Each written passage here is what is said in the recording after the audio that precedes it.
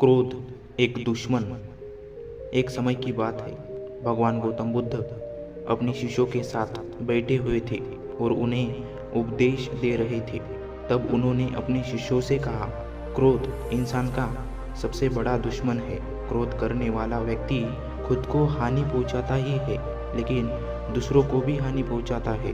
वह प्रतिशोध की आग में जलता है और अपने जीवन को बर्बाद करता है। उनके उपदेश खत्म हो जाने के बाद उनके शिष्यों में से एक शिष्य खड़ा होता है और उसे बोलता है, तू एक ढोंगी है। तेरी बातें मनुष्य के रहन सहन से विपरीत है। तू जो भी कहता है उसे अपनी जीवन में अनुसरण नहीं करता और दूसरों को यह सब करने कहता है। जब उसका वह शिष्य गौतम बुद्ध को उल्टी सीधी बातें कह रहा था, तब गौतम बुद्ध ने कोई प्रतिक्रिया नहीं दी और वे शांत बैठे थे। लेकिन ऐसे में वह व्यक्ति और भी ज़्यादा गुस्सा हो गया और गुस्से में आकर उसने गौतम बुद्ध के मुंह पर थूक दिया। इसके बाद भी महात्मा गौतम बुद्ध को गुस्सा नहीं आया और वे शांत थे। उन्होंने अपने चेहरे से दुख को पूछा और वह चुपचाप बैठ गए। यह सब देखकर उस शिष्य को समझ नहीं आया कि वह क्या करेगा। गुस्से में आकर वह उस जगह को छोड़कर चला गया और अगले दिन अपने घर पहुंचा। जैसे ही वह अपने घर पहुंचा, तब तक उसका दिमाग शांत हो चुका था।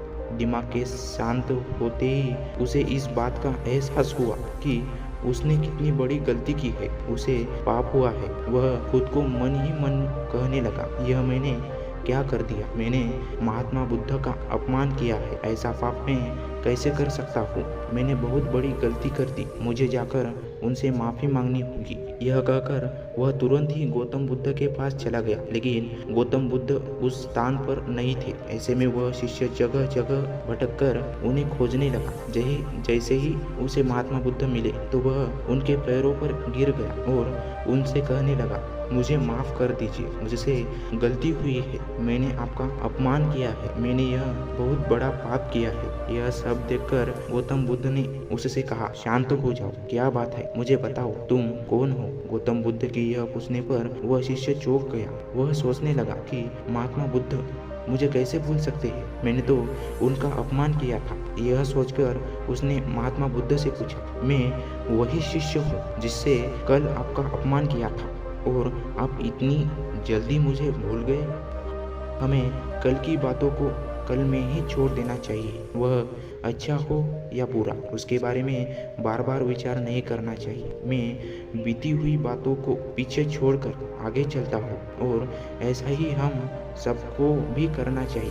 महात्मा बुद्ध ने उस शिष्य से कहा। महात्मा बुद्ध की यह बातें सुनकर वह शिष्य और भी ज़्यादा प्रभावित हुआ और उनसे बोला, मैं आज से आपकी हर बातों को माना करूँगा। इस कहानी से हमें यह सीख मिलती है कि क्रोध करना इंसान के लिए सबसे खतरनाक है। यह मनुष्य का सबसे बड़ा दुश्मन है जो उसे बर्बाद कर सकता है। इसलिए मनुष्य को कभी भी क्रोध नहीं करना चाहिए। इस कहानी से हमें यह भी सीख मिलती है कि बीती हुई बातों को हमें भूलकर आगे बढ़ना चाहिए।